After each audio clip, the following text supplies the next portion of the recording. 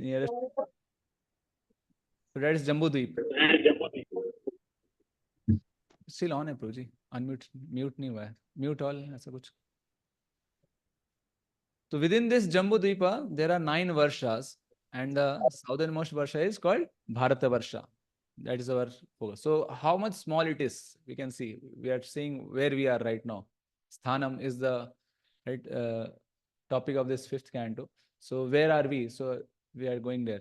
So such a small place among the entire Brahmanda. This is Bharatavarsha, and within that Bharata there are 9 khandas. The Bharatavarsha are the 9 divisions, and the 9th division is called Bharata Khanda. Right. So this is the different parts are given here. So every khanda is 1,000 yojanas. That means 72,000 miles. So that Bharata Varsha is in the form of a globe, which is mentioned by Acharya also. It is a form of Bharata Khanda, is in the form of a globe. Parimandala, it is mentioned. So it is actually the form, this form is mentioned as Parimandala, as it is mentioned. So this Bharata Varsha, like different names are there as mentioned here. It is called as Bharata Khanda. As we see in the Sankalpa Mantra, we take their Bharata Jambu Dweepe, Bharata Varsha, Bharata Khande. So this is earth globe, which we know is called as Bharata Khanda. And Vishwanath Chakravarti writes, it is also known as Navadweepa.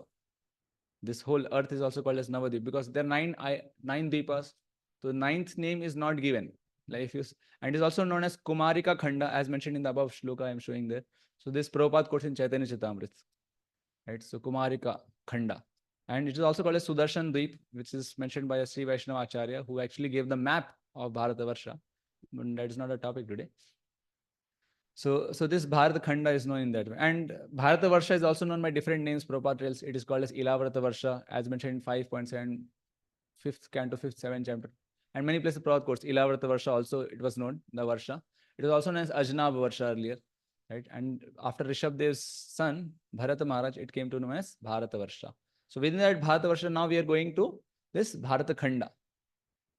So this Bharata Khanda Varsha, the 9th division, is explained by our Vishwanath Chakravarti Thakur also there, who all reside where. So different kinds of people reside here in this Bharatvarsha, and the 4 kind of yugas exist only here. Satyayug, Dwapar, Treta, it exists here only. And in other Varshas, they live for 10,000 years, and the yuga is Treta Yuga kind of environment. So this is mentioned in the further chapters of this 5th canto. So Anyatra na Kochit, it does not exist elsewhere. These 4 yugas exist only in Bharata Khanda, especially. That he tells. So this, so what is the glories? Now the glories of Bharatarsha, this Bharata Khanda, especially, it starts from this 5th canto, 19th chapter, 17 text on. So in the 17 and 18 verses, first the names of the rivers are given. The different rivers are here. That is the glory of Bharatarsha, Ganga, Yamuna, Saraswati. And the residents are so fortunate, they get to bathe in the river, they get to see the river, they get to memorize the river. Just by remembering the rivers, they get purified. That is why we have that mantra of invoking all the rivers into that before we do deity worship. Right? So, and then the further glories are told in the next shloka, 19th shloka it is mentioned. This is the place where people can practice Varnashrama Dharma. Right? So this is a place where people can practice Varnashrama Dharma, and because of that, they can purify themselves and elevate themselves to bhakti and easily achieve liberation. So that is the glories of Bharatavarsha. Varnashram Dharma can be followed, which leads to bhakti, which leads to liberation. Right? And ultimately, bhakti is the ultimate liberation that our Acharya explained. Right?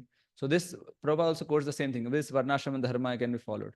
So, and Prabhupada mentions, this is what Krishna conscious movement is to be propagated, to re-establish this Varnashram system. Right? In the last line, Prabhupada writes there. Right? So this Varnashrama system can help a person, say, from gliding down to lower forms of life. This Prabhupada mentions in the purport.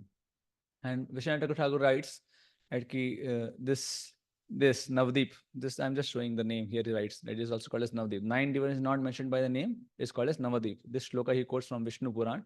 So 8 names are given, but 9th name is not given. So he tells the 9th name is Navdeep about this Bharata Khanda. Right? So 9th island, and this place, Bharata Khanda, is known as Karma Kshetra or Karma Bhumi. As mentioned in this shloka of Srimad Bhagavatam, it's known as Karma Kshetra. In all other 9 varshas, people go there to just exhaust their karma. But here we generate karma. So this is a karma bhumi or karma kshetram. So other places they go to reap the results of their good, pious or impious activities, pap or punya. For punya they go up, and for pap they go down. Right? So different species. Right? So this is what is mentioned here. So now this is the place where one can achieve liberation by practice of varnashram. So what is the nature of that liberation? This is explained in the 20th verse. So so what is the nature of that liberation? So bhakti is the ultimate liberation. Ananya nimitta. It's called apavargaya. Right? So this bhakti is the ultimate liberation, is mentioned here. So because by this bhakti, all the karmas, all the ignorance can be destroyed, and ultimately one can achieve the kingdom of God, association of Lord. And how this is possible? Because one gets association of devotees of the Lord. Right?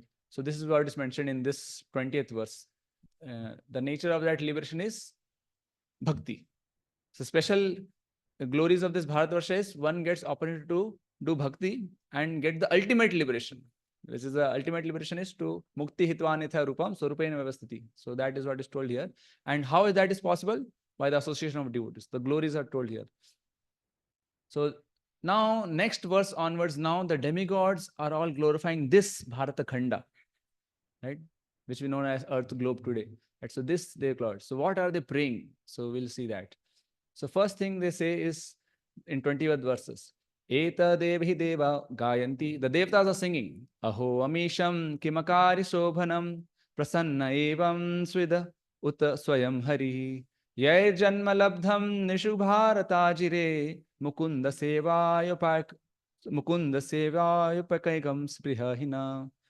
So mukunda seva upayikam. So this place Bharata Khanda, the earth, is very favorable for performing Mukund Seva.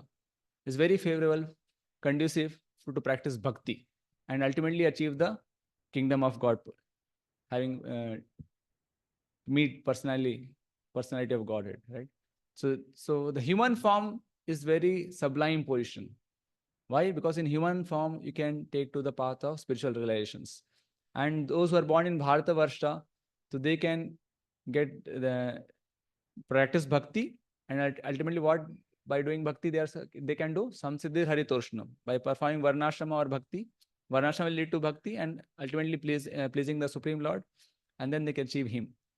So and then demigods are saying we demigods can only aspire to achieve human birth in Bharata Varsha to execute devotional service, but these human beings are already engaged there. So the demigods are aspiring to take birth as human being in this Bharata Varsha because the opportunity to do bhakti is there. So we are going with the acronym. So this is Bharat acronym. So the first B is Bhakti Anukul or Mukunda Seva Upayekam. So this is Anukul for bhakti. So from this we see that. And obviously Prabhupada, whenever the glories of Bharata Varsha comes, so we'll talk about this later again. Bharata Bhumite Manishole Janmajar. So that we'll talk again. Because Prabhupada, whenever it comes glories, then Prabhupada will bring this point. So I'll put it all together at the end. Right. So Bharata Varsha, what is the glories? All the acharyas have come here. So many acharyas have come here. So many avatars have come here. So that is the glories of this place, Bharata Varsha. Chaitanya Mahaprabhu personally achieved to teach the process of bhakti, how to attain spiritual perfection. Right. So this Bharata Varsha is very special. Right. One can take to path of bhakti here. So now then they can say, someone can say like, oh demigods, you were in Bharata Varsha earlier, you did punya, that is why you went to Swarga. So then again you are trying to come to Bharata Varsha, again you will end up in doing that karma kand, again you will go up to Swarga. So what is this? So then Prabhupada writes in the purport, no, one is not supposed to do that. So this is again same thing from Vishwanath Thakur. Aho amisham ki makari shobhanam. What pious activities did they do? Like that he's telling. In Mukund Seva, right? So in Chaitanya Bhagavat, this is mentioned, the highlighted portion you can see. So it is not that Krishna doesn't appear in different avatars in other varshas and heavenly planets. He appears there, but then still he says, yet I am more anxious to appear amongst the dependents in India because Varnashrama Dharma is followed there without obstruction. Therefore, all the pleasing Yuga avatars and Amsha avatars are found only in the land of Bharatavarsha. So God comes as avatar in other varshas, other places also. But then he's more attached here uh, because he's pleased by the people here. They have the opportunity to do this varnashram dharma and then bhakti and pleasing. So, so even if nishkam karma yoga is performed or jnana yoga is performed, devotional activities are performed and they're not practiced properly, still they will get they will get elevated here, right? So this is what he's telling. So this is from basically Bhakti Vinod Thakur's commentary in Chaitanya Bhagavat. This is mentioned there. So that goes to show that even Krishna is clearly telling here, Acharya is telling here, I'm more anxious to appear amongst my dependents in India. So he's telling that clearly. And I come in more pleasing, they are pleasing Yuga avatars and Amsha avatars are only in the land of Bharatavarsha. So compared to other forms of avatars in other places, the pleasing forms are found here only. So this is what he's telling.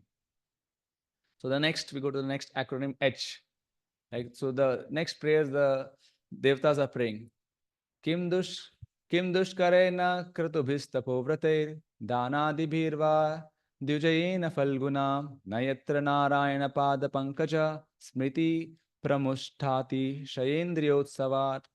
So now the demigods telling, we are in heaven, but what is the problem? So what is the problem? What is the use of performing so much of dan and tapasya and austerities? Because after doing so much, we attain this heaven, which is transient. Diyojena falguna, it is falgu, right? It is all transient. So why? What is the problem there in heaven? There is no remembrance of the lotus feet of Narayan. Nayatra Narayana pada pankaja smritihi.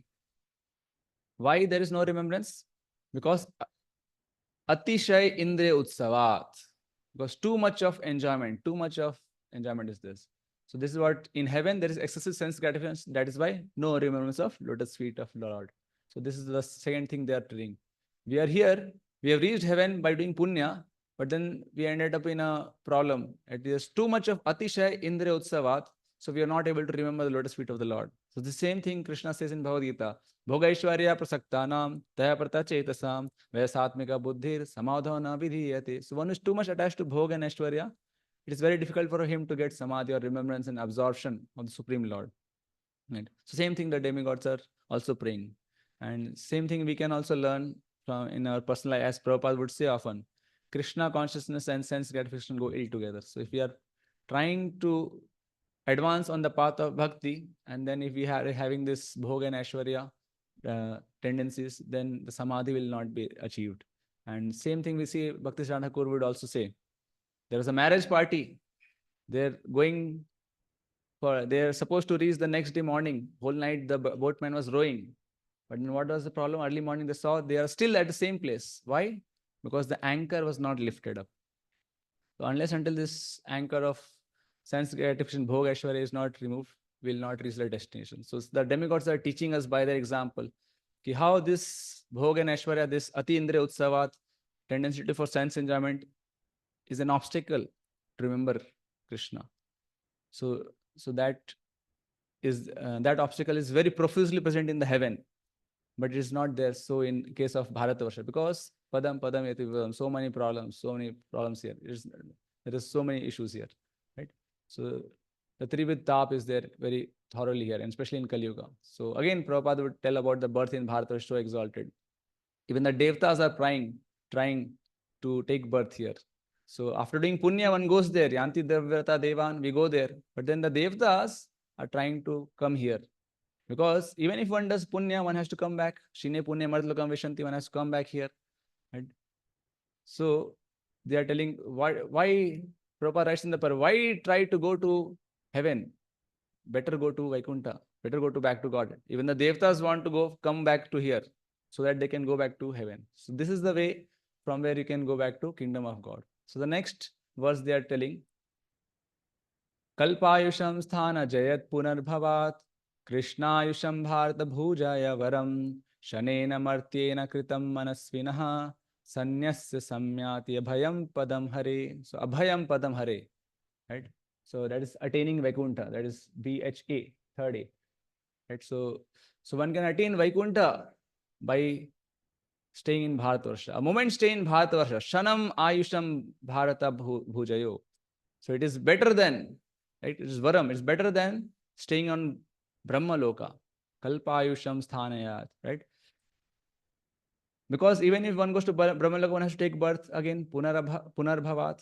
So that is why those who fix their minds on the Lord in Bharata, in a body subject to death, which is going to die, there's human birth, it will on giving up all the pious and impious actors, Kritam Sanyasya, they attain Vaikuntham. Shanena Samyanti Abhayam Padam Hare. So, so what is the use of long life on even Brahma Loka? That is the longest life in a universe, right? When Brahmaji dies, the universe is also annihilated. So even one gets that long life, but then that is not valuable.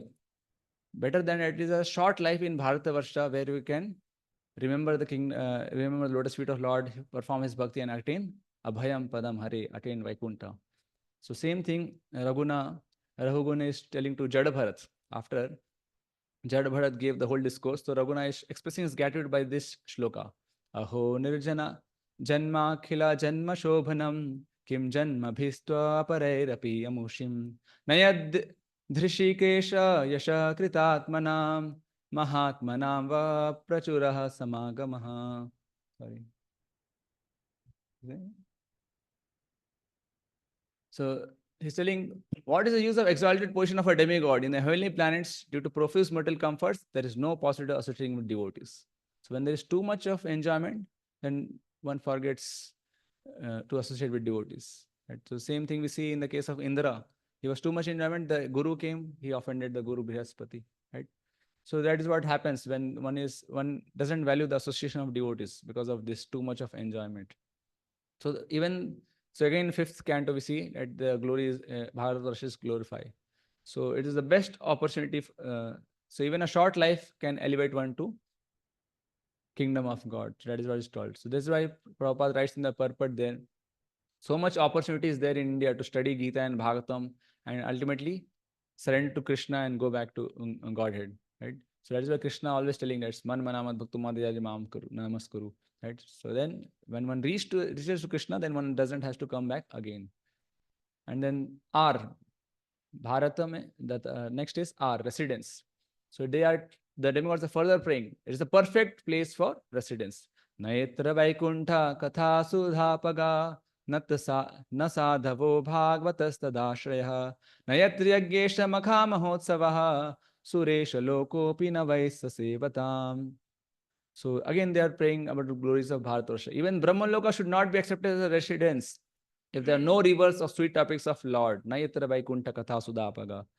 Or there are no devotees who take shelter of those topics. Na sadhava bhagavata tadashraya. And no great festivals, sacrifice of chanting of the name of the Lord. Nayatra yagya iksha makha mahotsava. So they are telling, so a place which does not have these things is not a fit place to reside. And Bharata Varsha is having all these things here. Right? So where there are rivers, which kind of, we saw in the beginning the rivers like Ganga, Yamuna, Saraswati. But now they're talking a different kind of river, the river of Krishna Katha. Right? So we're talking about different kind of river, right? So where there is no topics of Krishna Katha going on here, and where no association of devotees, no festivals. What kind of festivals? The chanting of the holy names of the Lord. Hare Krishna, Krishna Krishna, Hare Hare, Hare Ram, Ram Ram, Hare. Actually, Prabhupada then writes in the purport also. That is why we have opened many centers. And Bhaktivedanta Thakur also says there, Navdeep is the best because Chaitanya Mahaprabhu came here and he inaugurated the Sankirtan movement. Krishna Vadam Shah Krishnam was he quotes. Right? So that is why Prabhupada writes we have opened center in Mayapur. So that continuous distribution of prasadam, continuous chanting, dancing, feasting should go on. So this is the festival should go on. Right? So this is what is happening here in Bharatavarsha always. And this is started by Chaitanya Mahaprabhu himself. And Chaitanya Bhagavat, it is said, it is better to live within the womb of a mother. At least one can remember lotus feet of the Lord than to place where there's no opportunity to remember his feet. It's like he's praying. Right? So and then Prabhupada writes in the purport out how Sankirtan Yagya is the best. There are so many Yagyas, but the best is Sankirtan Yagya. So that opportunity one gets to do here. And one should not equate that Sankirtan Yagya with other Yagyas. Other shouldn't commit aparadh. So that also Prabhupada writes in the purport. So this Sankirtan Yagya is the best benediction which is available, especially in this time also, in Kali Yuga. Right? So in Kalir Dosh Nidhe Asti Ek Mahan Guna, Kirtanadev Krishna Se Mukta Sangha Param. So this Chaitanya Mahaprabhu started this in this land of Bharata. So of all the places, he chose this place, as we saw earlier also. Chaitanya Mahaprabhu, Bhaktivinoda Thakur's commentary, where he's telling that he chooses this place, is his special attachment to this. So we go to the next acronym, Atmaha. So then the demigods are further praying. Prapta nar jatim tva iha ye cha janattavo jnana kriya dravya kalapa sambritam navayatrena punarbhavayate bhuyo vanauka iva yanti bandham. Sorry, I didn't pronounce properly. So again, so they are telling in this Bharatavarsha offers proper land and circumstance in which to execute devotional service, which can free one from the results of jnana and karma. If one obtains a human body in the land of Bharatavarsha with clear sense,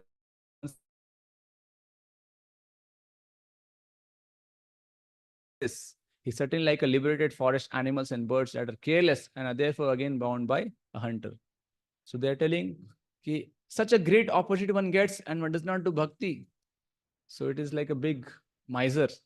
Prabhupada also writes in many places that taking birth in Bharatavarsha and not doing bhakti is like a big miser kind of person. So much opportunity has got. The human being is the best suitable boat which one can cross this ocean of material existence. And the best facilities are given in this Bharatavarsha. All the demigods are praying. And one who does not use this facility is committing suicide, is Atmaha, is not utilizing that opportunity in Bharatavarsha. Right? So this is how they are praying. So how important it is. They are telling us how this human life we should use and we should be used. So the best opportunity, what is possible? Apunar bhavaya. One can get the topmost of liberation, that is bhakti. Bhakti yoga, that is called the topmost level. So easily, the most easiest process of Sankirtan Yajna is given here, right? And so many holy places, Navdeep, Vrindavan, all the holy places are here. Krishna comes in so many ways in different avatars. And the other paths, they're not very profitable because one can go to Brahman or get merged there. But then by doing bhakti, one can achieve the highest. So one should take advantage of all these facilities of human birth in Bharatvarsha and go back to Godhead. So, and that is what is the purpose of our movement, Prabhupada writes there. And the next point they are telling, Yai Shraddhaya Barhishi Bhagashohavir Niruptamishtam Vidhi Mantra Vastutaha Eka Pritham Namabhirat Ahuto Muda Grinanti Purna Swayam Ashisha Prabhu. So in India, there are in this verse he's telling so many Devtas, worshippers are also there in this Bharatavarsha. So many different ways of worship they do. Prabhupada in the purport writes about Ekatvena, Prithakvena, different ways of worship in 9th chapter of Bhagavad Gita as it is mentioned. So different ways of worshipping on the Bharatavarsha. People approach God with different fear, desire, duty and love. Different levels they approach. But even if one is a Karma Mishra Bhakta or one is Sakama Bhakta, or even if one is a Jnani Bhakta, but because there is Varnashrama Dharma, the Vedic way of living is there. So still Krishna sees that they are worshipping Devtas, but they are seeing that Devtas as my part and parcels. So Krishna purifies their desires and turns them towards spiritual desires. Just like we can see in the case of Dhruv Maharaj. So he approached with a material desire, but he got purified. Right? And if someone is approaching, like we see example of one approached the Lord Shiva for some Chintamani jewel, but then he directed him to Sanatan Goswami and finally he became a Bhakta. So because one gets the association of devotees, he gets purified here.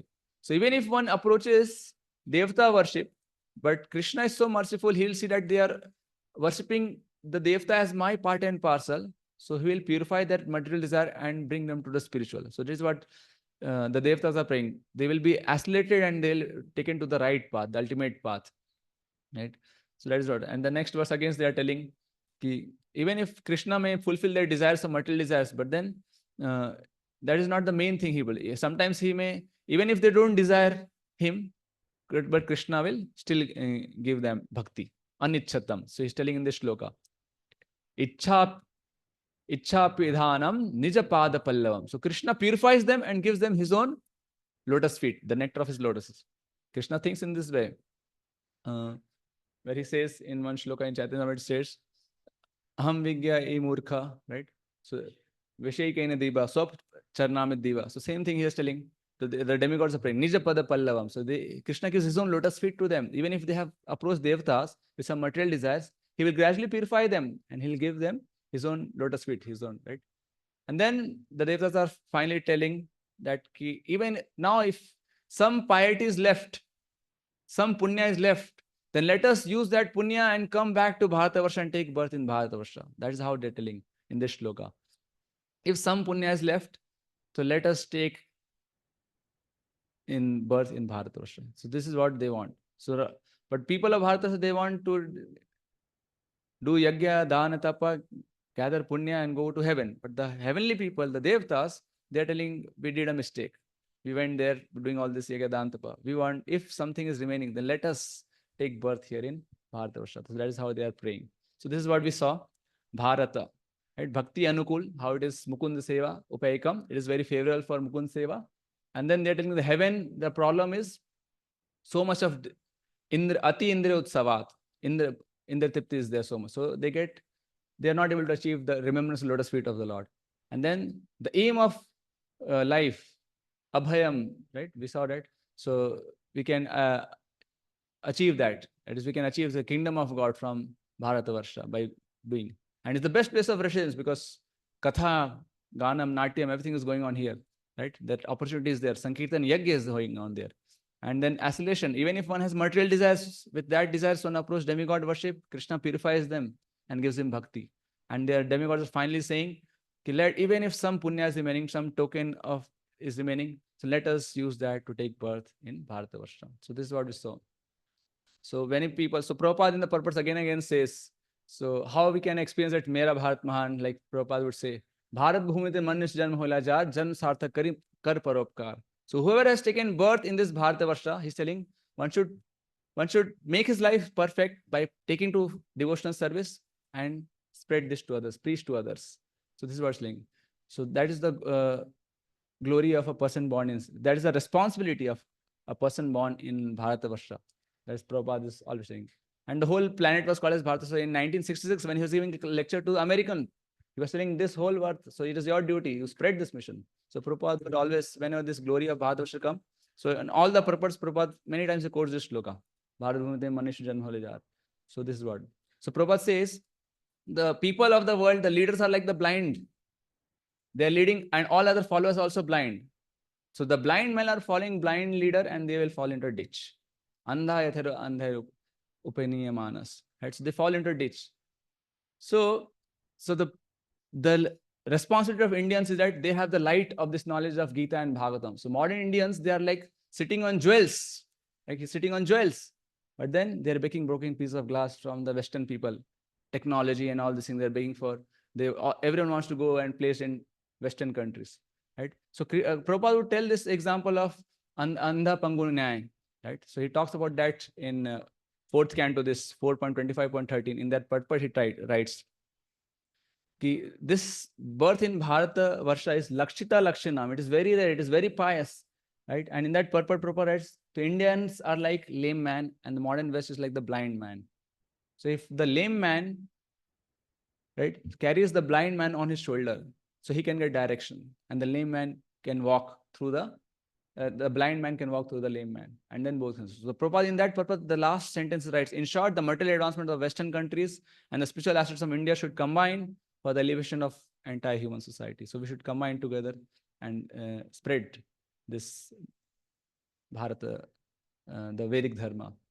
And Prabhupada did that. Prabhupada would often tell that, I am the only Indian who did this. So if all of you join and then help us, it will be great responsibility. And Chaitanya Mahaprabhu and Chaitanya Charitamrita, again, he also says the same thing. I have come to distribute the fruits of love of Godhead, but how many I can distribute alone? I need people to help me to distribute this. So Chaitanya Mahaprabhu is also appealing the same thing, that we should preach the Nam Ruchi, Jeev Daya, and Vaishnava. So that Jeev Daya is there coming here. And now we see in third canto, we see this beautiful description of kingdom of God is coming there. So where all the fragrant flowers are there, and they having great fragrance, but then they are looking at Tulsi. She is so dear to the Lord, and they're glorifying Tulsi, and they are praying here. Ki what tapasya, what austerity did Tulsi do? So if we can also go to Bharatavarsha and do that tapasya, then we can attain Goloka. So even the residents of Vaikuntha, in this purport, you can see it is mentioned. Even the inhabitants of Vaikuntha desire to take birth in Bharata. That is how they are telling. This is because it is the description of kingdom of God, Vaikuntha, and this Vishwanath Thakur's purport he is writing there. So even the residents of Vaikuntha are praying to take birth in Bharata so that they can go to Goloka, Vrindavan. So that is how they are praying. And that is what we see in Nectar of Instruction, 9th verse, where our Rup Goswami is praying this. It was Radhashmi coming, so something about Radharani indirectly. Radha Kund is not different from Radharani. So there he's explaining, right? The holy place of Mathura is superior to Vaikuntha. And in Mathura, the Vraj Bhumi is important. And in Vrindavan, there is Govardhan. And among the Govardhan, there is Radha Kund. So like that, he's telling. So that is the glory of Radharani in the form of Radha Kund. This liquid form of Radharani, right? So this is what. And some because Bhadra Purnima is there, so marathon. So something related to Bhadra Purnima also for the pleasure of selection and to inspire everyone. So there is one famous thing, quote. This shloka is this: Bharate manav janma prapya bhagavatam na yah sutam pap paridharnai atmagata tutai kritaha. Whoever is taking the human birth in Bharatavarsha and does not possess Srimad Bhagavatam is committing suicide.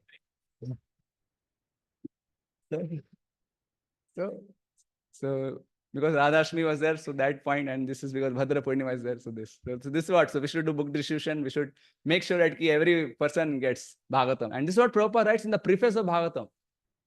Right? This should be introduced in the schools and colleges. Kaumaram Achret Pragyo. Right? Dharman Bhagavatam Iha. This Bhagavad Dharma should be introduced. This Bhagavatam should be introduced in schools and libraries. Every home there should be Bhagavatam should be there. Right. So this is what is our responsibility. And we can see that. Hare Krishna. Thank you very much.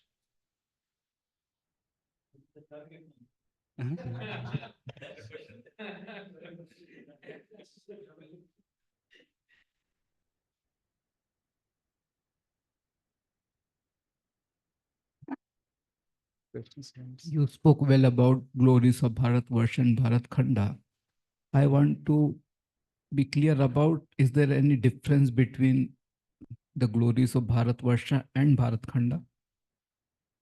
Vishwanath Thakur in the purport writes specifically for Bharata Khanda. Although it is many times mentioned Bharatavarsha, but he talks about Bharata Khanda.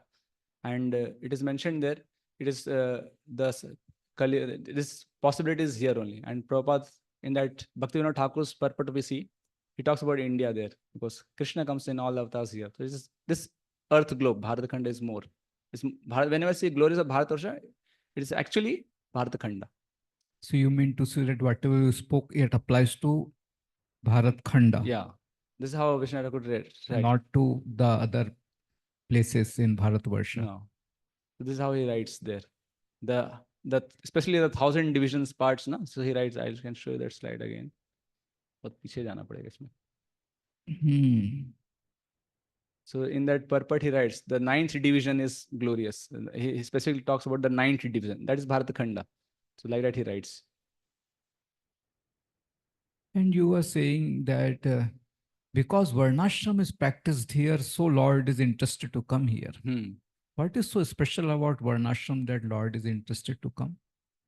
Yeah, because Varnashram is designed such a way that it will gradually elevate a person it engages a person according to his guna and karma, and then it brings him to the path of devotional service. That is how Prabhupada explains in the summary of this chapter, in this 5th.19. In the beginning also he writes that. Varnashram itself is not sufficient to bring someone to... No, it is not sufficient, but it is a aid, it is a tool to help common people. Not everyone takes to bhakti, no, directly. So this aid is there. Varnashram is an aid. As Chaitanya says, Eho Bhai, it is a external, but this external help is required. Just like one is not able to walk, then he needs crutches. So this Varnashram is like a crutch. And then it will help you to become fit, come to the right path. That's how Acharya is explained. It is not the main thing, but then it is a very conducive thing. That's why Prabhupada says 50% of my mission is unfulfilled. Prabhupada wants to establish Varnashram Dharma. So it is important. And this is what, if you see, we saw in the beginning slides also. Varnashram, that is the glories of Bharatvarsha. Varnashram can be practiced in the 17th, 18th, and 19th shloka we saw there. In the 19th shloka especially, 19th and 20th shloka is mentioned. Again. Are the scriptures practiced only, scriptural rules and regulation practiced only in Bharat Khanda or in other places also? Other places also they have scriptures, but as in heaven, they have too much of Indra Tipti. They do yajna. In fact, when Indra does yajna, Vishnu directly comes and accepts offering. It is mentioned. But still, they're attached to their enjoyment. That is the problem. Ati Indra Utsavat. So if they are following scriptural rules and regulation there, that means they are following Varnashram there. Yeah, but they are attached to this. Varnashram is mentioned in the shloka 20 and 20. The 4 divisions exist here in Bharata Khanda. It is mentioned clearly in that shloka. I'm trying to show it. I mean, whatever you spoke is all scriptural, but somehow it's difficult for me to grasp with my conditioned mind. 19 shloka, you see, the people who take birth in the tract of land are divided according to the qualities of material nature. So in this tract of land, clearly it is mentioned. For Bharatavarsha, they are talking. So, and here again in the purport, Prabhupada writes, in the translation itself, Prabhupada writes, if one gets a guru, and then guru tells you what is your nature, and he engages in that nature, then that is his life is perfect. Prabhupada writes in that. And what is that perfection? One can achieve liberation. And then next shloka he explains what is that liberation? Bhakti, ultimate liberation. So like that, the shloka is telling directly. And in the purport, Prabhupada is telling clearly, the Krishna conscious movement is being propagated all over the world to re-establish Varnashram Dharma system and thus save the human society from gliding. So Prabhupada is also telling the purpose of ISKCON is to re-establish Varnashram Dharma. Like also Prabhupada is talking about that here. So again, it comes, although we have not been able to do that, that is not yet figured out how to re-establish Varnashram Dharma, but then at least propagating, preaching and distributing, that part we are doing.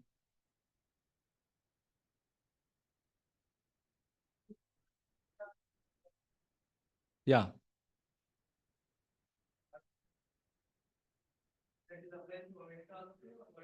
Yeah, Prabhupada explains in that way. Prabhupada explains. I told 1966, Prabhupada was giving a lecture. And once in New Vrindavan also, he told that the whole planet was called as Bharatavarsha. So Bharat Manush Janmalajar do this. So we have got this special human form is there. All senses are there. And that is why we are seeing they are taking to bhakti so intensely, even better than us. And whole India movement started because they came here and then did it. But obviously, now the condition is, Prabhupada would also explain in this way, the whole is Bharatavarsha, the glories apply for everything. But now that culture is limited to this India. And within India also, you will see only to so-called our Hindu religion, Sanatan Dharma, which is called. If someone taken birth in India, but is in a different religion, not Hindu religion, suppose. So he'll not have that upbringing. But still, there will be some favor, good quality here that Chaitanya Mahaprabhu, while speaking with Haridas Thakur in Chaitanya Charitamrita, it comes. Even if one is Malecha or Yavan, because Chaitanya Mahaprabhu is telling, I have one anxiety.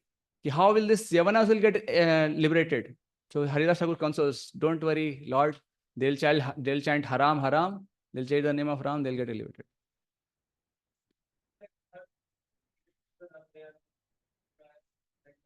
That is the verse telling. So,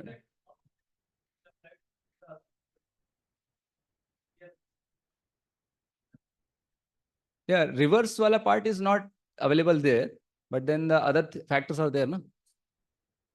Other factor means human birth, opportunity to get association of devotees. Devotees travel all around and they give their association. And they have this human birth where they can do Sankirtan. Not Atishay Indrotsavat is here. So that way, other facilities are available. They can read they have access to Gita and Bhagavatam.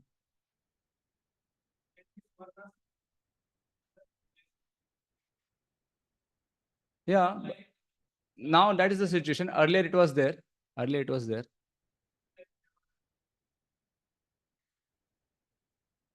So this is what the shloka said here, as I said, right? So we can only see Varnashram, clearly it is mentioned in the shloka. If you want, again, I can repeat it, I can show you that shloka. This is what it says. Right?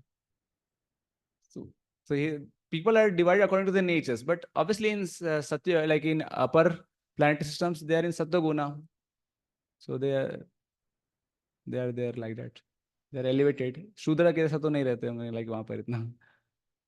We know that they are a Brahman priest, like they have Brahmana priest and all other, but it is told that here only the 4 divisions apply.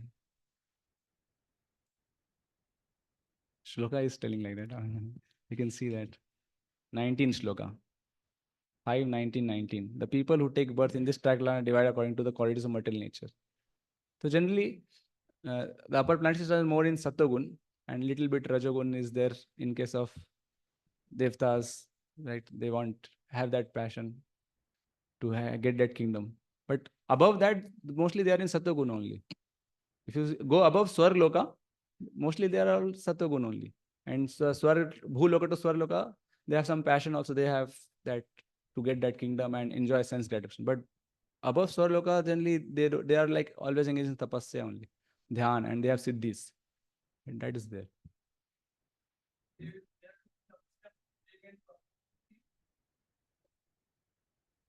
See, opportunity is there everywhere to do bhakti, because bhakti, nothing material can obstruct anyone. Bhakti is ahetuki apratihata. But because of being in too much in goodness, they're not able to give up that practice of gyan and tap. They're thinking, it's not, why to take such easy process of chanting Hare Krishna? Because of that goodness is the obstacle there. So that goodness is the obstacle there. And that enjoyment, that peace and calm environment, so everything is very nicely going on. So then they are not. They have so much capability there, so much long life. So why to do such a simple process? They are not able to take up.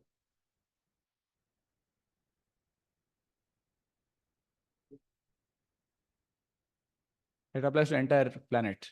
This is how Prabhupada explains in 1966 lecture in New Vrindavan.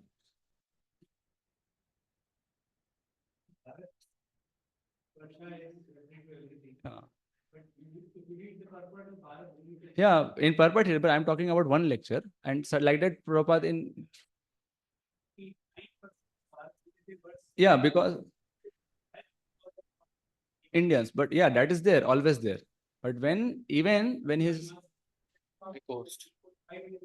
Huh.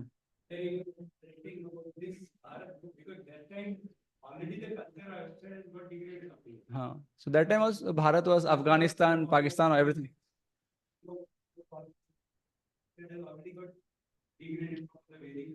Hmm.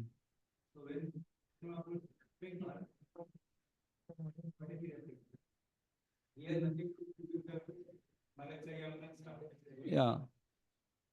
So yeah. So obviously it is to those who are having this knowledge of this training of Varnashram, to them he is referring. And that time it was geographically this place only. So that we can understand. So he is referring to those who are having that culture of Bharat, and it was not present there that time, then it is not. And that is why they are also mentioned as Kirat, Hunandra also. Yeah. So yeah.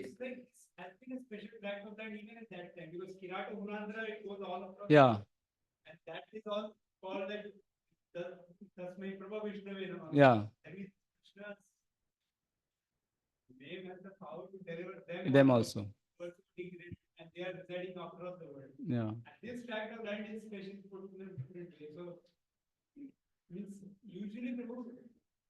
Yeah, Bharat means this only because...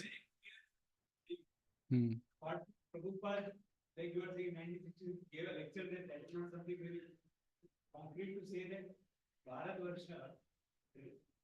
No, there are other things. Hmm.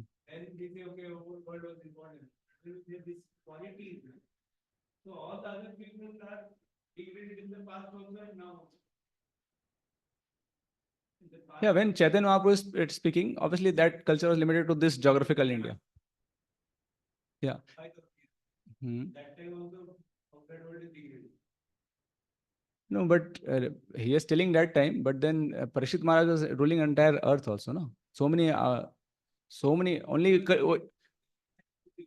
yeah, so only we are saying, talking about when Parishit Maharaj, but before that, so many kings were there who were ruling the entire, this Bharatkhand also.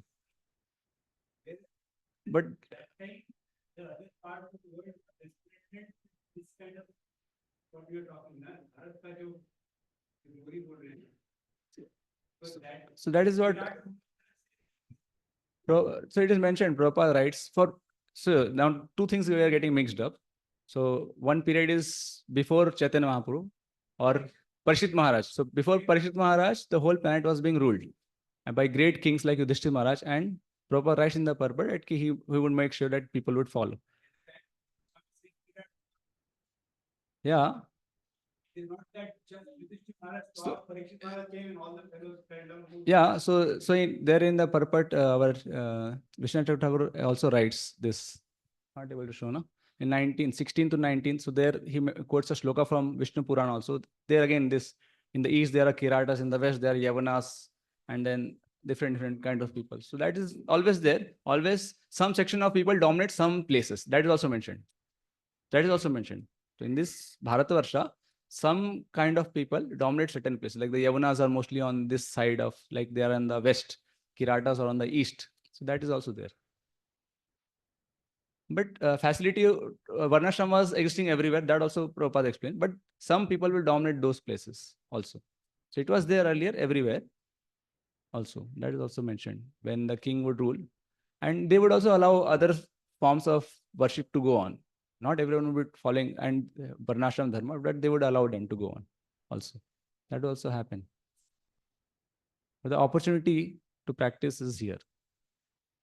So all kinds of people are available.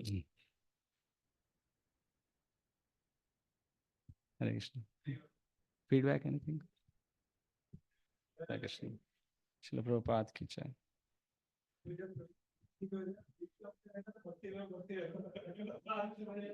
Bharatvarsh है sir, वो space कम होने के कारण थोड़ा सा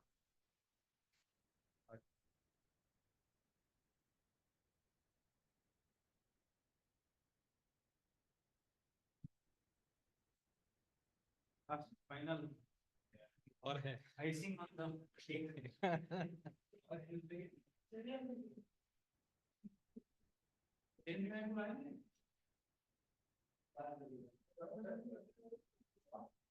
वो busy है आज बोले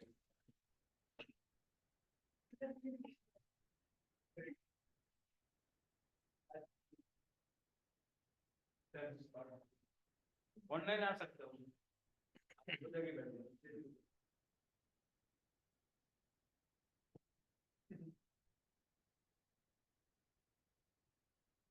expansion.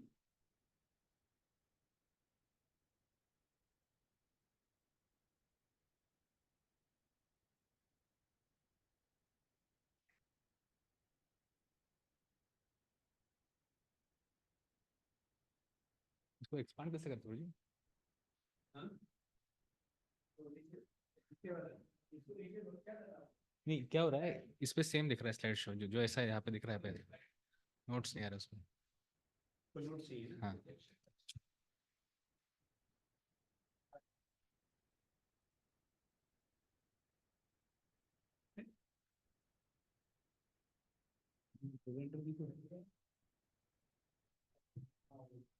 नहीं उस पे जा रहा तो उस पे ऐसे आ रहा इधर भी ऐसे आ रहा ठीक है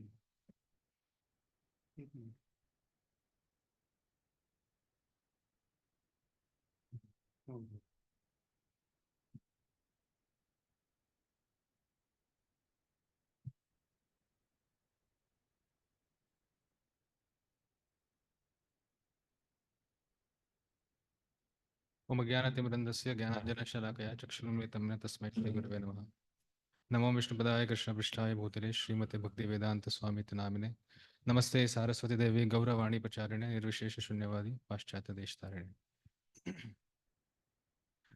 Hare Krishna. So the topic of discussion for today is the glorious character of Vritrasur. So the story of Vritrasur itself is one of the unique stories which we found in Srimad Bhagavatam.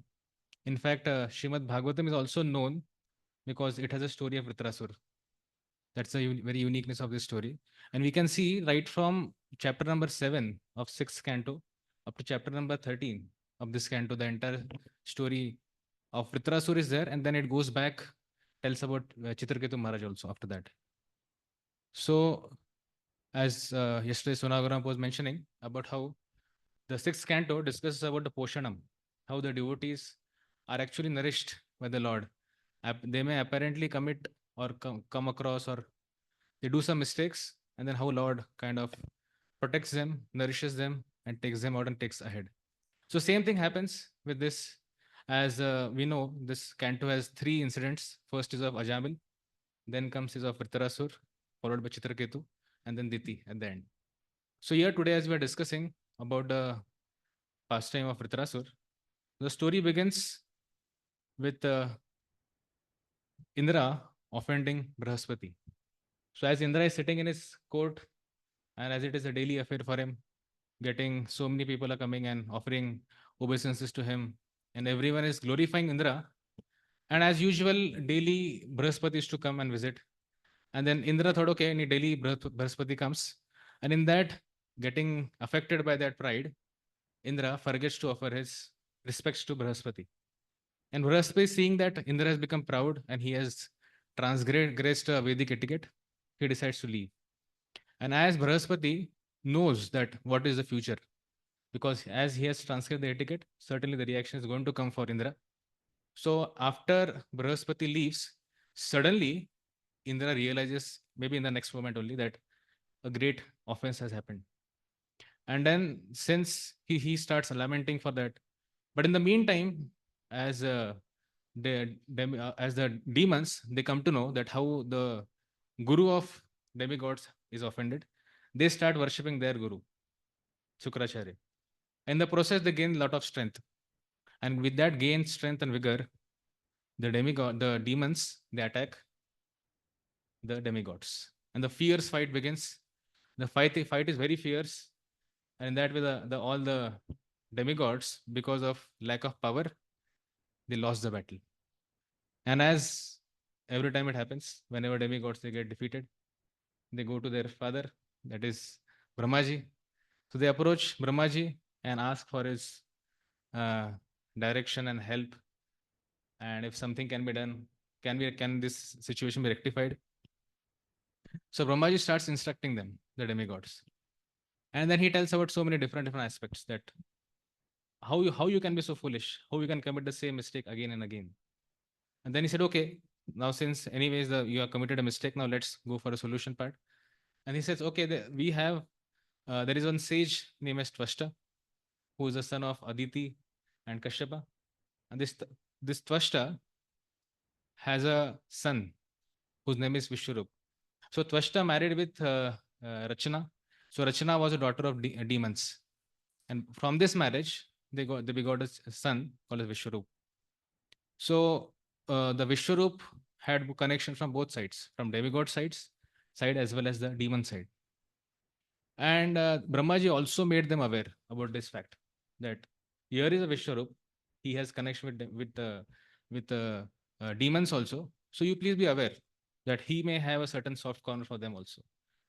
So you have to be with this fact known. Then they started doing the yagya. He taught them many things. In fact, Vishwarup taught them different yagyas. He even taught them to invoke Narayan Kavach, which was like one of the it is like invoking the holy names of Lord Vishnu in different body parts, and it creates a strong armor around us. Of course, Bhagavatam describes the entire one chapter is dedicated for describing of this Narayan Kavach. What is the Narayan Kavach? What are different mantras at different bodily parts? So when Narayan Kavach is invoked, and then because of this, now the demigods got equipped with this Narayan Kavach. They got the strength and vigor to fight back, and now they attacked demons again. Again, the fight began. The whole chapter will get to see this fight happening multiple times. So again, the fight began, and again, the demigods kind of reclaimed their throne. Now, the whole process was going on. And as I previously mentioned, Brahmaji had already hinted that Vishwarup is inclined towards demons also, along with, though he is your Rajapurohit, like he has now replaced Brahaspati, he'll be acting on your behalf, he'll be doing yagyas on your behalf. But along with that, he has some kind of inclination for that. So when Vishwarup saw that now demons are getting defeated and demigods are becoming overpowered, he secretly offered some oblations for the demons. As soon as Indra came to know about this, he became furious. He forgot completely that the entire Narayan Kavach, what he has got, is given by Vishwarup only. And now, because he offered some few oblations for demons, immediately Indra became very angry. He thought that Vishwarup has become disloyal and he deserved to be killed.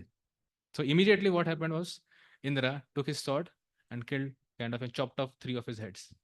The first time Indra offended his guru, a Brahmana, Brahaspati. Again, he committed a second sin of offending a Brahmana, where, in fact, here it was a much more grave sin where he literally murdered a Brahmana. He was killed. As soon as Tvashta came to know about this, because Tvashta was there observing what's going on, because he was knowing this background, so he was also quite cautious about it. So as soon as Tvashta came to know that something has happened, immediately began another sacrifice. Now, because of some arrangement of the divine, instead of saying Indra Shatru, Indra Shatru a little bit, the Visarga increased. And then instead of having a demon who will kill Indra, a demon took birth from the fire, sacrificial fire, who will be killed by Indra. So that was a kind of apparent mistake which happened in that yagya.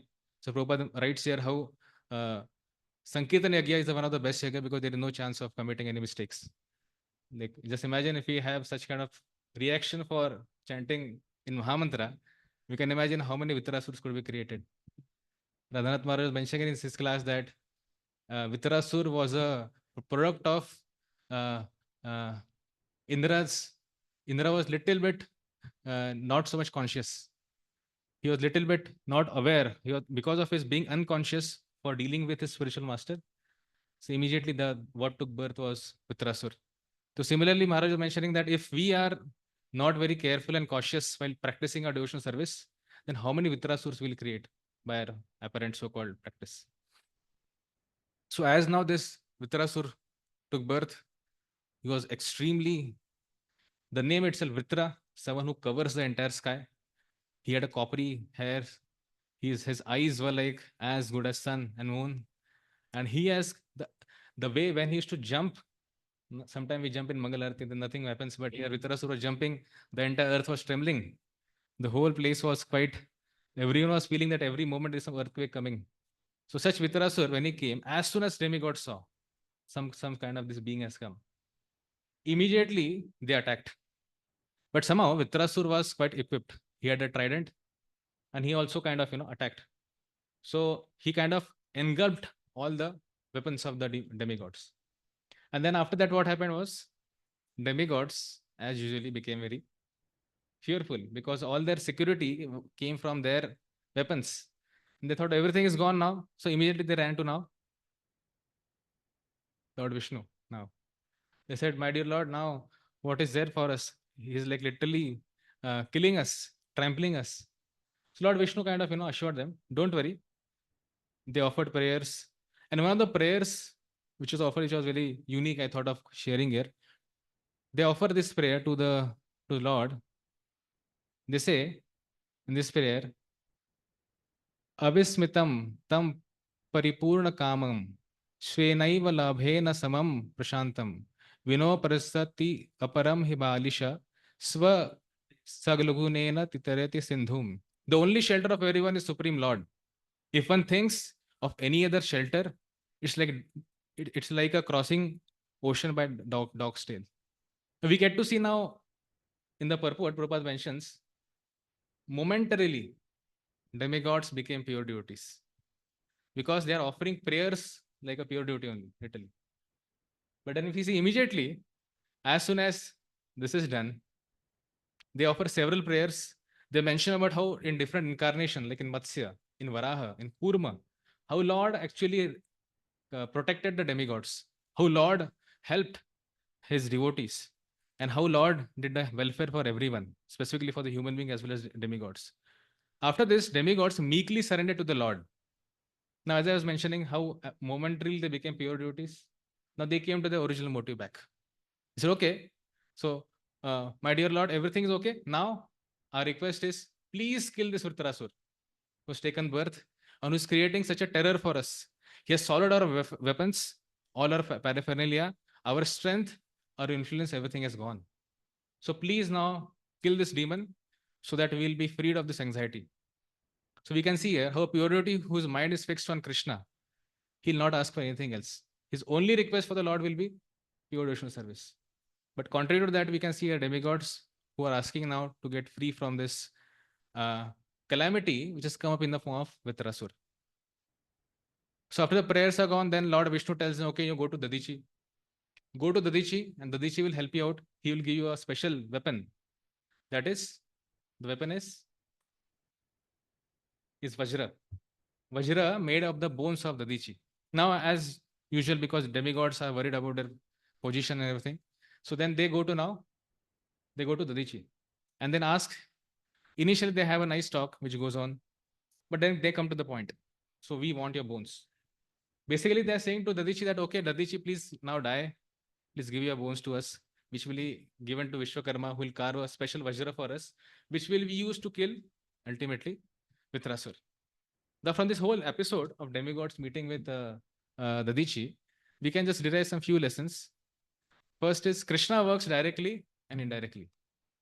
For his pure devotees, Krishna works directly. But for his mixed devotees, Krishna is using now different ways and means. He told, okay, go to Dadichi, take from him, like that he told, the long process he told.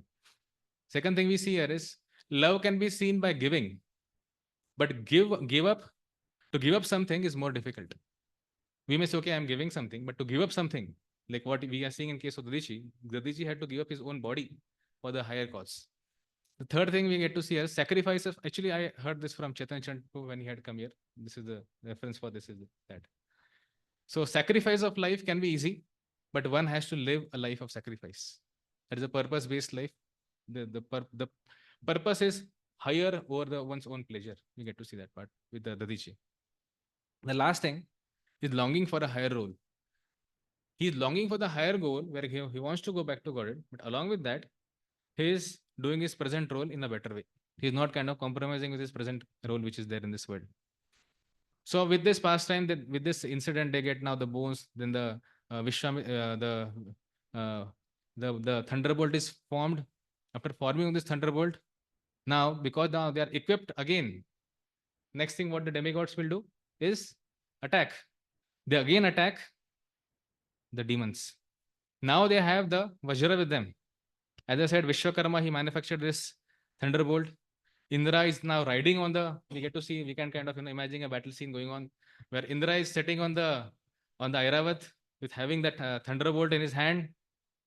And then it is said this incident, this battle is happening at the end of Satya Yuga, beginning of Trita Yuga, at the banks of Narmada. Thousands and thousands of demigods and demons are there. They're attacking each other now. Now, as the fight begins,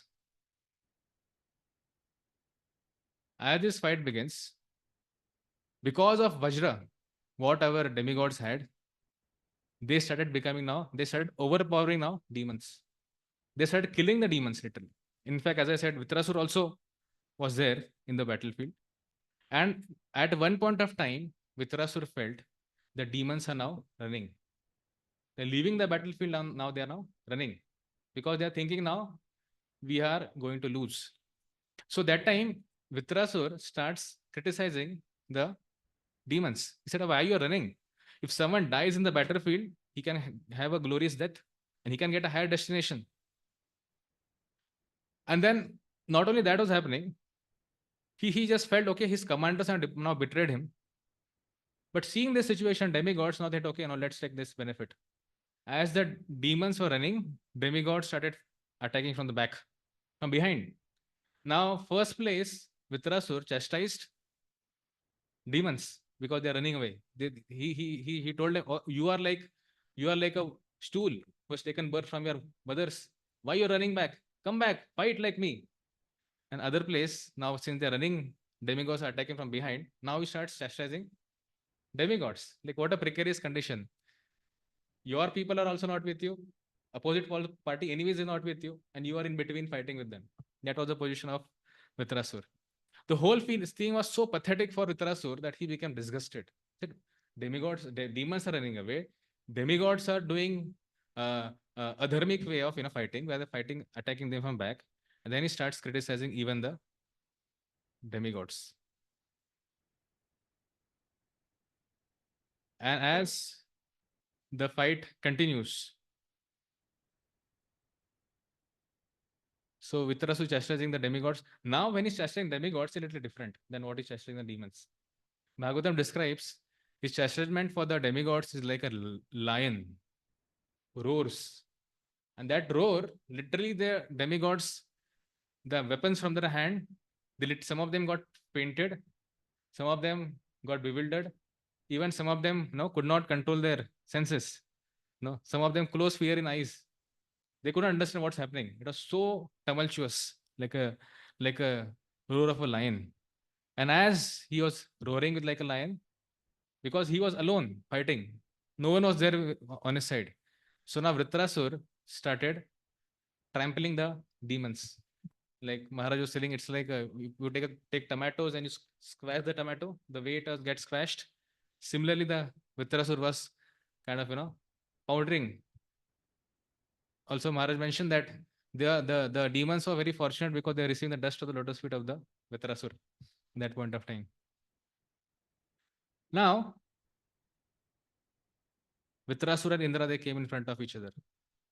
Where Vitrasur was standing, and then Indra took the club and he threw on Vitrasur. As Vitrasur immediately caught the club from his left hand and threw the club back. And this club now hit the Airavat. And as the club was hitting the Airavat on his head, Airavat went behind 14 yards, started spitting out blood. And then because Indra fell, the Vajra from his hand also fell. Interestingly, that point of time, Vitrasur did not attack them back. Only what happens when you see, okay, your enemy is there, and now he has fallen the ground, you have an opportunity now immediately attack and kill him instantaneously. But Vitrasur waited. He waited for Indra to get up. So Indra took that time, and with his special siddhi, he touched the head of Airavat, and Airavat was healed back. And now they were standing there silently. Indra got a shock. My mace, when I threw on him, it did not work. And so we see in this case, in this particular scene, we get to learn 3 lessons here in this case, which I mentioned here. So the Vitrasur, he boldly chastised the fleeing demons in the first scene.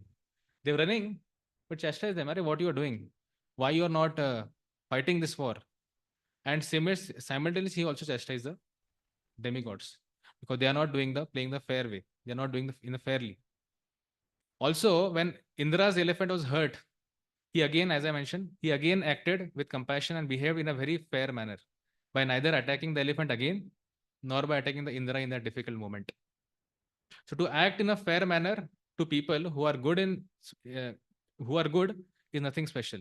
But to have fair dealings with people, even when they are bad for us, is a very glorious quality, which we can see Vitrasur was exhibiting this amazing quality.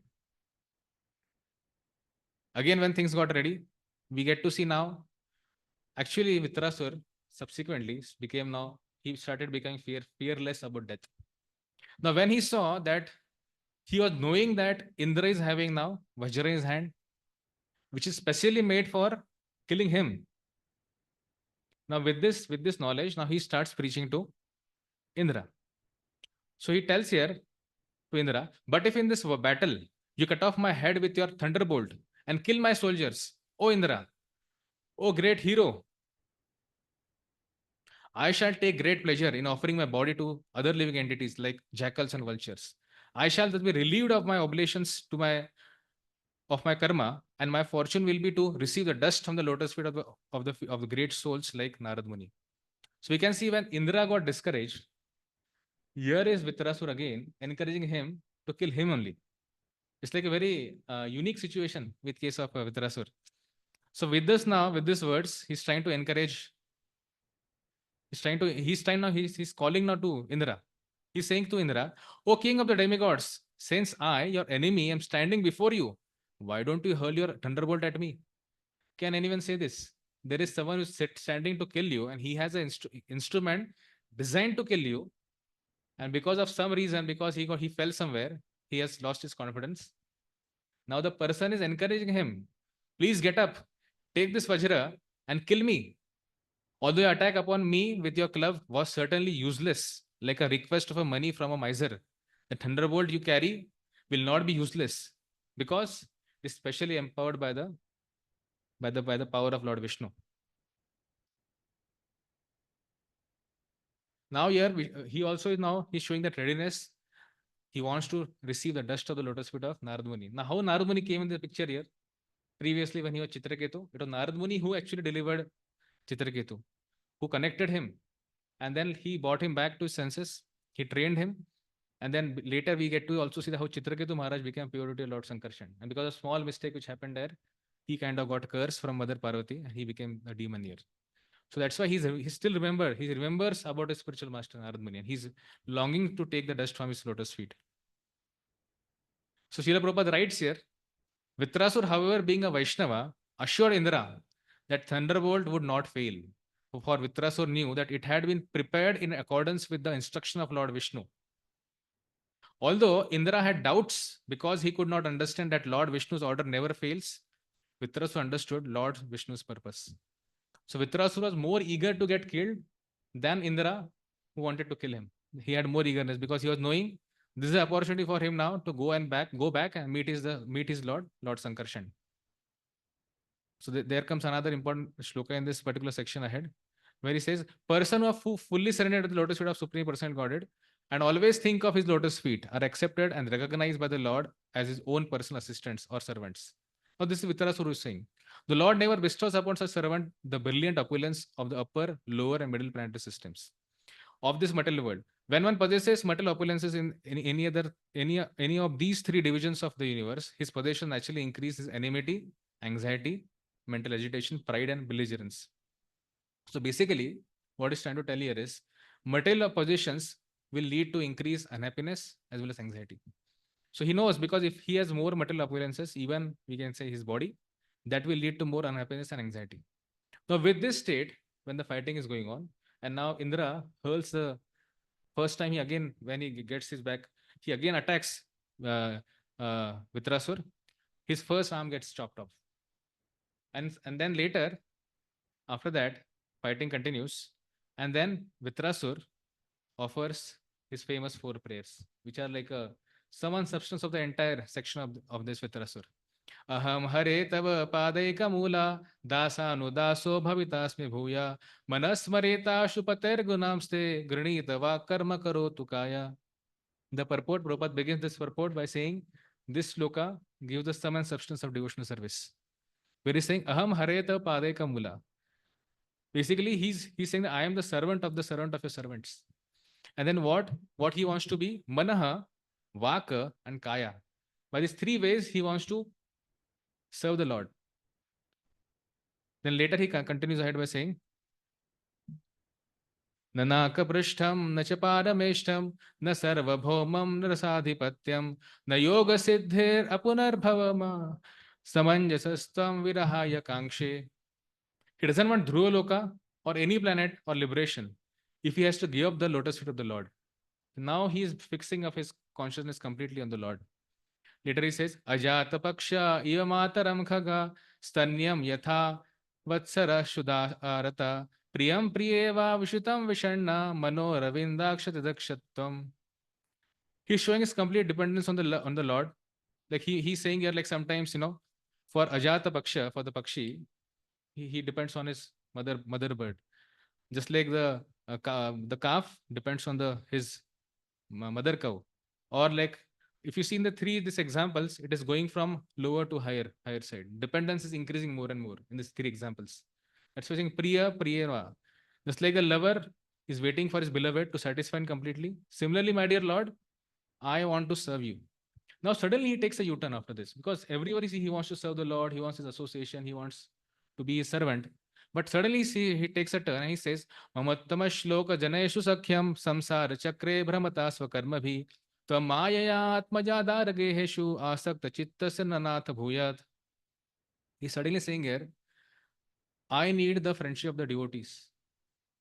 He wants to be detached from this Maya and let my mind, words, and consciousness, all these three things be attached to you.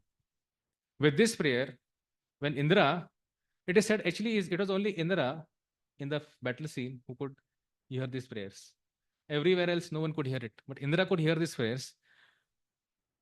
And with this, though he was offering these prayers, Vitras was quite surcharged. In a surcharged way, he attacked Indra with his blazing trident. And as soon as he threw that trident on Indra, Indra first what he did is he broke his trident. And then he cut off his one arms. Now, although Vitrasur, we can see here, lost his arm, he again attacked. With his remaining body, he attacked.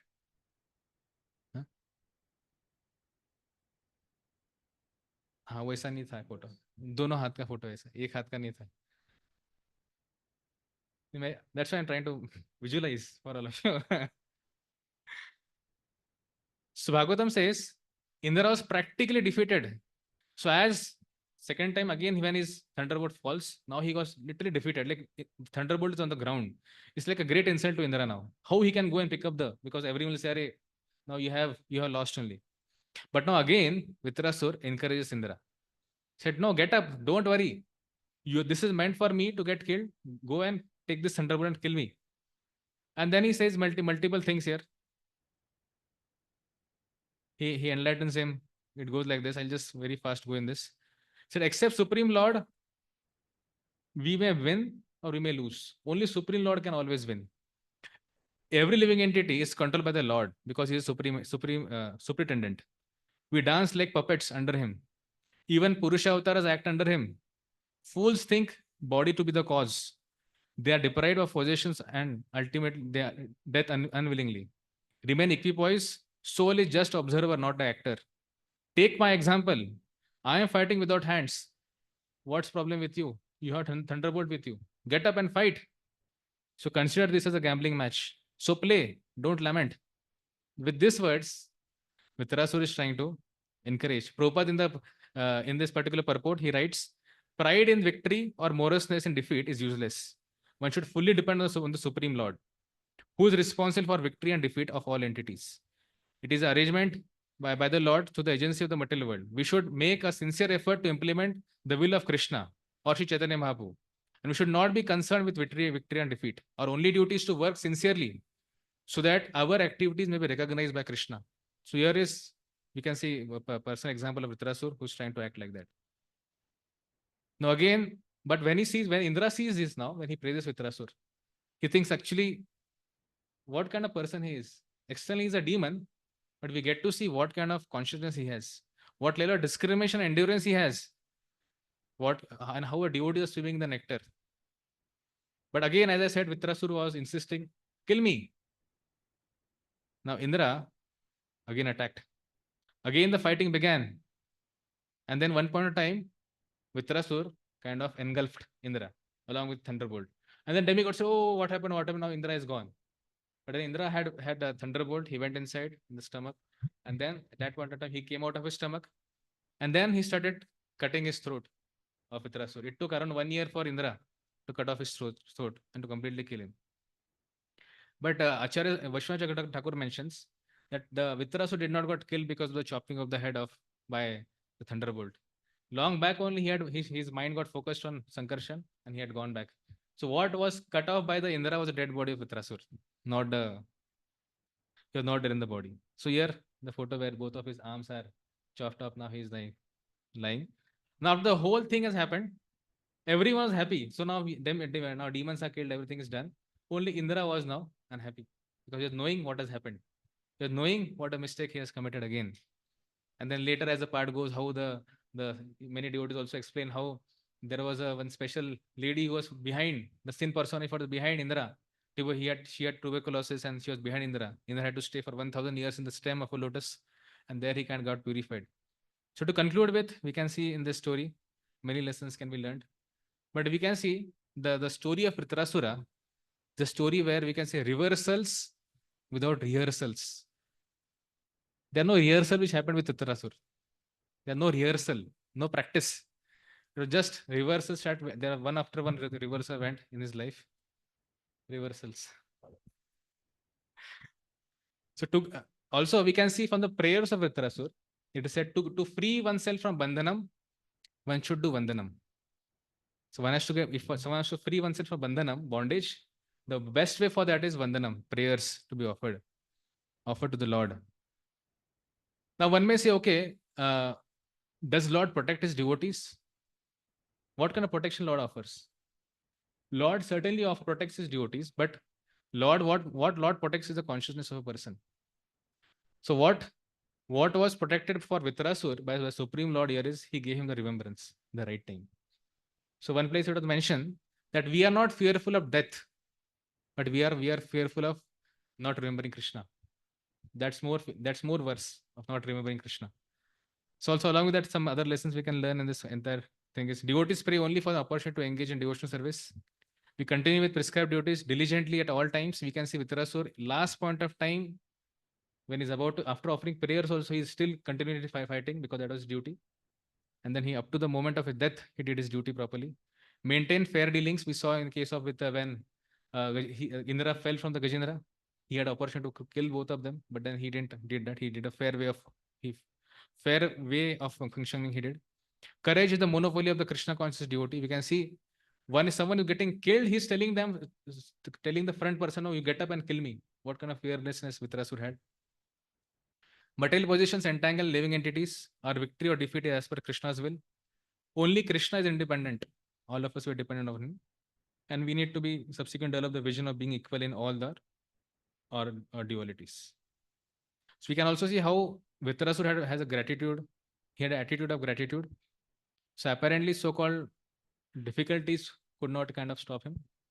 And also we can say that Krishna cannot do inauspiciousness for his devotees. Whatever Krishna does is the best thing what he can do for his devotees. Thank you. Hare Krishna.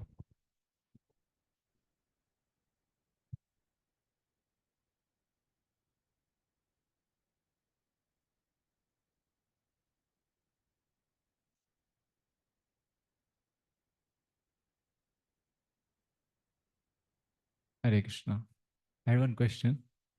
So, as you mentioned, like you quoted Vishwanath Chakravarti Thakur, Vitrasur was already killed. He died, and he was just cutting the dead body's throat, right? So then, where is the question of reaction for Indra that lady had to come? Well, he didn't kill him. Someone can say he didn't cut his throat. He left his body in samadhi, no? Yeah, the reaction not for the death part, but it's like entire process. The entire process. It's not just thing because one point of time, when first time Vitrasur sees Indra, he becomes extremely angry because he said, you are a butcher who has killed Vishwarup, who has helped you to get Narayan Kavach. What kind of ungrateful person you are? So it's like a series and sequence of events back to back. With not that just cutting the body. Okay, for that he get. What about the other previous part? But we hear from Bhagavatam that he got the reaction of Brahman Hatya, na? As a Brahmana. Not just being ungrateful or all that. I'm saying it's like cumulative. It's not like just one thing. That's what I understand. But first offending the Guru, killing Vishwarup. And then apparently here also we get to see that he came to know that he is not an ordinary person. Vitrasur, he praises him. He knows. He says, okay, you are actually swimming in the ocean of bliss, but people like us who are attached here.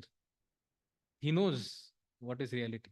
Still after that, though like apparently Vitrasur only kind of encourage him continue because for Vitrasur, that was an opportunity to go back to God. He said, if you kill me. If I die, I go back to God. You enjoy the worldly kingdom here. That's why later everyone is happy except Indra. Why the Indra should have been happy? Just like we know, he may also know, okay, I'm just cutting the dead body of Indra.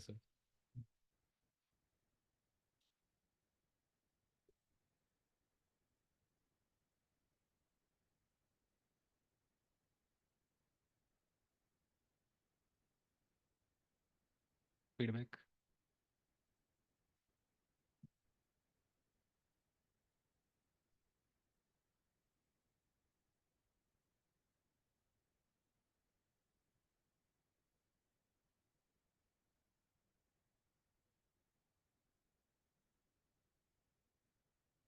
ये वाला इनको question आगे का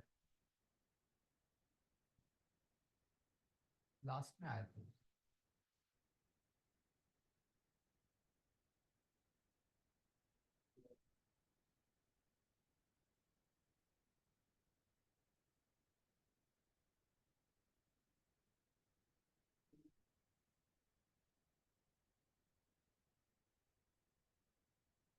हाँ ये slides आप what you want to teach us.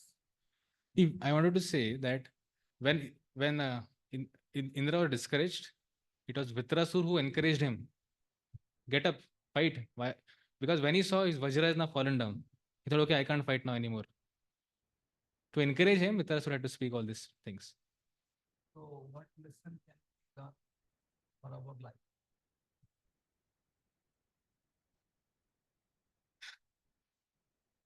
Yeah, basically, what I understand at my limited level,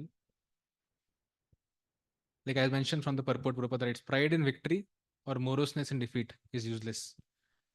One should fully depend on the Supreme Lord. This is from the same shloka purport, Prabhupada writes. We should make a sincere effort to implement the will of Krishna or Sri Chaitanya Mahaprabhu, and we should not be concerned about victory or defeat. Our only duty is to work sincerely so that our activities may be recognized by Krishna. So maybe in our case, we may be preaching somewhere, we may be doing our endeavor. It may happen that maybe the endeavors may not give some result. But if we are sincere in our endeavors, then we should continue with that, not that we give it up.